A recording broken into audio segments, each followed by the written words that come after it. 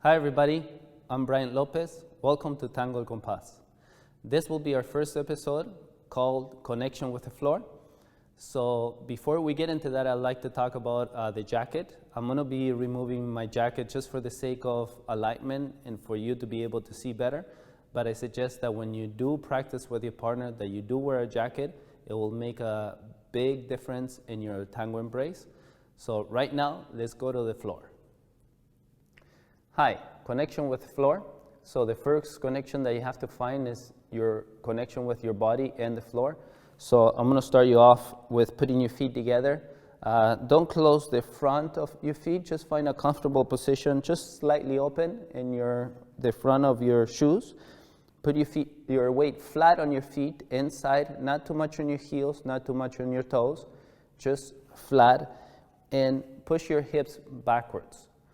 The reason for this is because when we dance in the embrace, we need space between our feet and the ladies.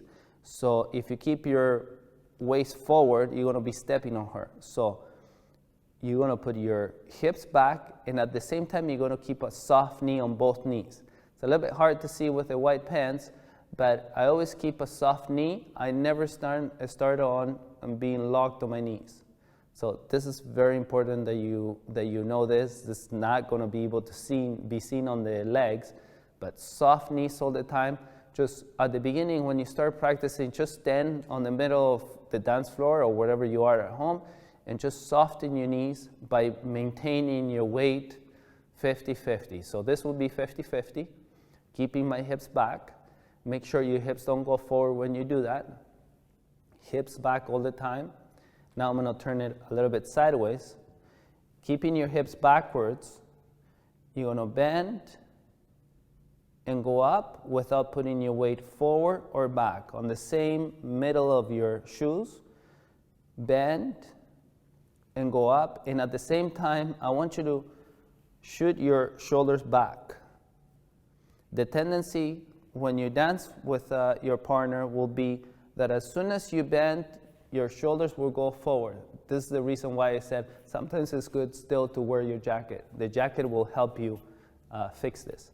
So bend and shoot your shoulders back. Roll your shoulders back. Roll your shoulders back. So bend and roll. This will be a good warm-up exercise for you.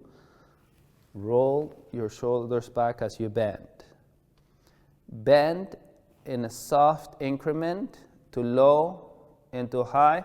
Don't bend in sections. So like this and then go up.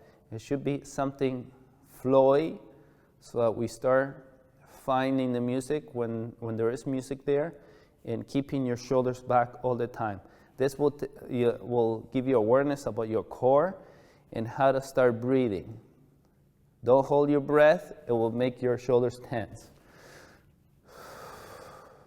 So you breathe.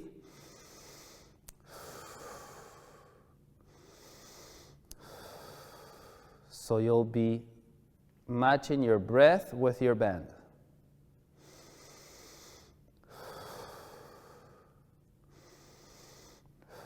All the time keeping the weight in the middle of your feet, not switching forward or back. Bending, bending. If I turn it back this way, you'll be able to see that I hold my shoulders at the same position. Bend, bend, bend. This is your first connection. When I first stand on the dance floor, I soften my knees and then I go up, and as I find the connection with the floor, it would tilt me a little bit forward, but with my knees flex or soft, and you still have to maintain now this stability with your core being 50-50 and not on one hip or the left. So when you're bending your knees, make sure there's no tension on your lower back. If you happen to feel some tension on your lower back, you're doing it wrong. So it's not creating tension there. You can create any kind of tension on your core, but not on your lower back. Now, something else, don't sit on your bends. I tend to correct this a lot, because otherwise when you dance, you'll be looking like you're sitting.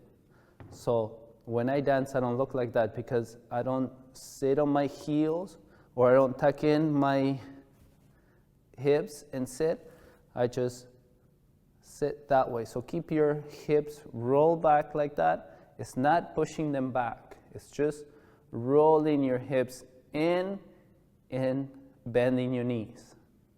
Then any movement will still make you look just in an embrace, sharp and also elegant. Now, we're gonna go, once you find, and that's an exercise you can do 15 minutes, one of your twice a week exercises. Now this will be the other exercise that you can do. Once you find your hips are at the right place and you're bending your knees with the weight on both feet, then start moving one foot at a time without switching your left towards the opposite side to move your foot. This is very important. It's something that I'll repeat a lot.